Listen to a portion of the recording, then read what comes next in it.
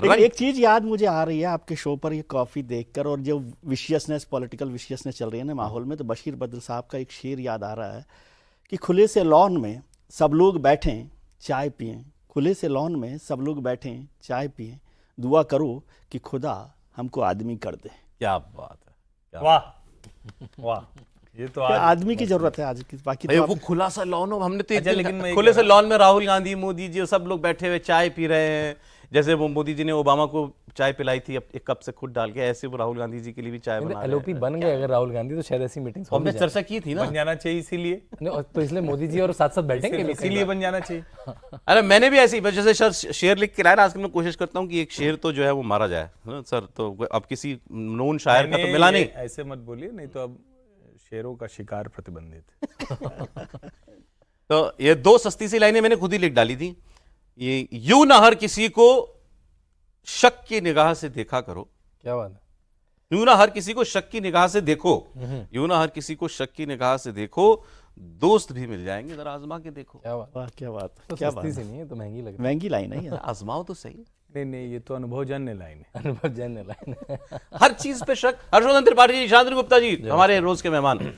Sir क्या है मामला, ईवीएम वीवीएम का नहीं है। अब मुझे इससे आगे की बात करनी है, ऑब्वियस से आगे की बात करनी है।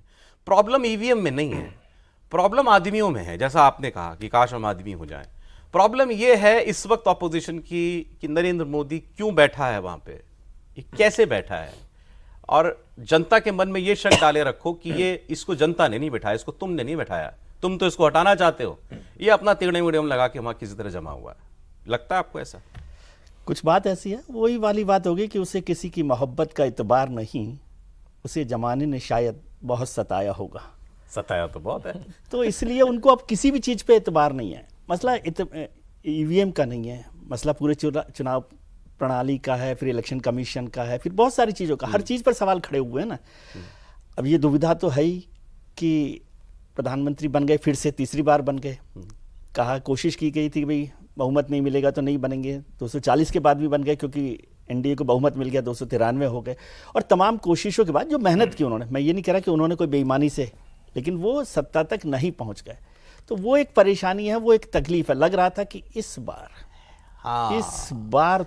तो नहीं जाने देंगे, इस बार तो मोदी नहीं जाएगा, इस बार तो नहीं जाएगा। तो वो एक तकलीफ है कि भाई कैसे ये सब चलेगा, कैसे तमाम कोशिशें होंगी, तमाम तरीके के आरोप भी लगे, प्रत्यारोप भी इस बार लगे। आपको लग रहा है आपकी विपक्ष मान के बैठा था ना कि इस बार मोदी नहीं आ रहे? हाँ, यही कह रहा हूं ना कि उनको ये लग रहा था कि इस बार नहीं आएगा। ये जो इस बार है ना, उससे थोड़ी सी तकलीफ हो रही है कि भाई फिर तमाम कोशिशों के बाद भी सब लोग मिल भी गए, इंडिया गठबंधन ने भी अपनी तमाम कोशिशें की, नीतीश जी को छोड़ दे तो बाकी, और चुनाव के आखिरी दौर तक आते आते सब लोग ठीक ठाक से मिल भी गए थे, जिसका नतीजा आपने उत्तर प्रदेश में देखा कि समाजवादी पार्टी को 37 सीटें मिल गई, कांग्रेस को भी मिल गई। अरे खुश होना चाहिए विपक्ष, खुश होना आपका चाहिए। अलायंस चल गया। और ये मैं कह रहा अलायंस ने हूँ यूपी में तो काम यदि किया, महाराष्ट्र में तो काम किया। इसको देखें तो विपक्ष का जो परफॉर्मेंस है वो ज्यादा बेहतर रहा है। उनको इसमें खुश रहना चाहिए कि भाई ठीक है, अब हमेशा तो ये नहीं हो सकता ना कि एक ही बार में सब कुछ बाजी बदल जाएगी। तो लेकिन अब वो इस बार जो शब्द है ना, लेकिन मतलब अब हो गया, नतीजे आ गए, सब हो गया। बीजेपी को तो आपने डाउन कर दिया, आपके नंबर दुगने हो गए। मुझे कौन बताया, आप ही ने बताया ना कि दुगने, कांग्रेस के दुगने हो गए, अखिलेश यादव के 7 गुना बढ़ गए। खुश रहो, अगली बार कोशिश करो कि जो करना चाहते हो, मोदी को हटाना चाहते हो, तुम्हारा अगली बार के लिए तैयारी करो। अब तो लेकिन मान लो ना भाई, हाँ वो प्रधानमंत्री हैं, मानना पड़ेगा, ऑप्शन क्या है? देखिए सौरभ जी, एक तो ये कि चूंकि अब बड़े शेर मार दिए आप लोगों ने, तो इतने मर गए, अब मैं नहीं मारूंगा। लेकिन ये कुछ वही है कि लोकतंत्र में कहा जाता है ना कि दूल्हा बनेगा कोई, तो माशूका के पीछे पड़े हुए हैं, और माशूका ने उस चौराहे पे बात कर ली, उस चौराहे पे आइसक्रीम खिला दी, 2 बार और खाना साथ में खा लिया, 2 डेट और कर ली, उससे तो बात बनेगी नहीं। अंत में शादी करके ले गया, दरवाजे पे इनको लगा दिया इत्र छिड़कने के लिए। तो चाहे 52 रहें और चाहे 99 रहें, काम क्या है, इत्र छिड़कना है। इसको समझना पड़ेगा। और जैसे ईवीएम का कोई ओटीपी नहीं है, इसका भी कोई ओटीपी नहीं है। मोदी विरोध का कोई ओटीपी नहीं है। देखा, अगर होता, मोदी विरोध का ओटीपी, अगर ये ओटीपी होता तो राहुल गांधी का ओटीपी 19 में काम कर गया होता। अगर ये ओटीपी होता तो मध्य प्रदेश, छत्तीसगढ़, राजस्थान के अभी के विधानसभा चुनाव में काम कर गया होता। अगर ये ओटीपी होता तो दिल्ली में कुछ तो काम करता दिखता।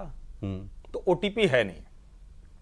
अब सोचिए जो लोग ओटीपी वाले होते हैं क्या करते हैं, 5 मिनट का समय होता है मोबाइल की भाषा में, आप भी कुछ करते हैं, 5 मिनट में नहीं किया तो नहीं आए। तो गया। OTP expired. OTP expired. तो ओटीपी हो चुकी है एक्सपायर। ओके। 234 पर पहुंचकर ये अब वहां बैठ गए जहां थोड़ा शोर और मचा सकते हैं। पहले कौन सी संसद चलती थी? क्या ये कम थे तो कोई चलने देते थे?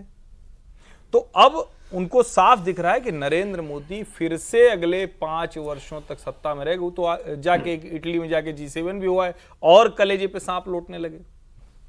आप समझिए ना, मेलोडी भी हो गया। तो कब तक इत्र छिड़केंगे? क्योंकि लोकतंत्र में जो रचनात्मक विपक्ष की भूमिका है वो 2014 से समाप्त हो चुकी है। बिना किसी संकोच के मैं ये देख रहा हूं, मैं ये मानता हूं, सत्ता पक्ष ने भी तय कर लिया है कि विपक्ष ठीक है रहे। और किरेन रिजिजू गए तो खरगे जी इतने बढ़िया से मिले, कितना सुंदर दृश्य लगा, फूल उल दिया, हंसते हुए दोनों लोग मिले। अब लेकिन जब सोनिया जी और राहुल जी के सामने जाएंगे तो क्यों हंस रहे थे भाई? हमारा कोई काम हो रहा है, हमें रिकॉग्निशन मिल रहा है। तो खरगे जी को राष्ट्रीय अध्यक्ष होने के नाते रिकॉग्निशन का चक्कर नहीं है, चक्कर ये है कि जो उनसे ऊपर बैठे हुए हैं यही वाले, ये इधर, राहुल जी। हाँ, ये असली मसला है। Sense of entitlement, sense of ownership जो है कि देश की राजनीति में सेंस ऑफ ओनरशिप वो गांधी परिवार के पास है। हो गया ना, लेकिन कब तक? नहीं। 14 में नहीं, आपको आप मान लिया। 19 में चलो आपने मेहनत की, आपको लग रहा था बाजी पलटेगी, नहीं पलटी। 10 साल हो गए, 15 साल हो जाएंगे उस आदमी को एज पीएम। आप ना मानिए। देखिए अब तो वही हो गया ना कि अब तो सांस टूट गई। अब तो आप देखिए ना, बयान देखिए, आप जिस तरह से बात कर रहे हैं, क्योंकि उनको जो उम्मीद थी कि इस बार तो कुछ हो जाएगा, लेकिन नहीं हो पाया। और 4 तारीख को तो यूरेका वो भी चिल्ला ही रहे थे ना, उनको तो लग रहा था कि अरे कमाल हो गया। 4 की रात तक जब नतीजे थोड़ा सा सेटल हुए तो पता चला गया ये तो हम वहीं खड़े हैं, भले ही हम 99 पे आ गए। और लोकतंत्र इसी तरह से चलता है।